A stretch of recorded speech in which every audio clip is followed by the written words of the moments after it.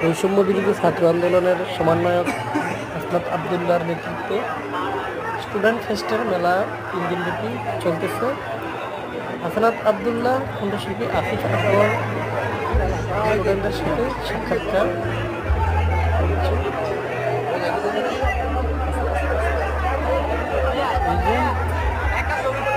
ছাত্রদের সাথে কথা বলতেছে এবং ওদের সাথে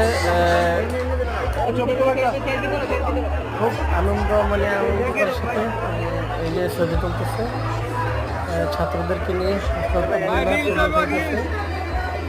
তাদের একটা মুহূর্ত, ভালো লাগার একটা মুহূর্ত। দেবীদার এই মেলায় কে এখন আসেন না, আসতে পারে না, আজকে সেই দিন।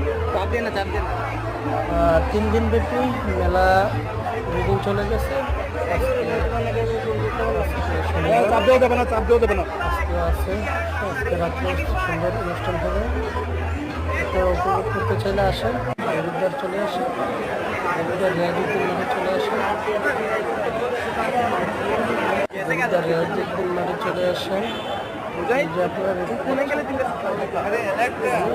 জনতার ঢোল আসলে এখানে মানুষকে দাওয়াত দিয়ে কি বলবো, এখানে তো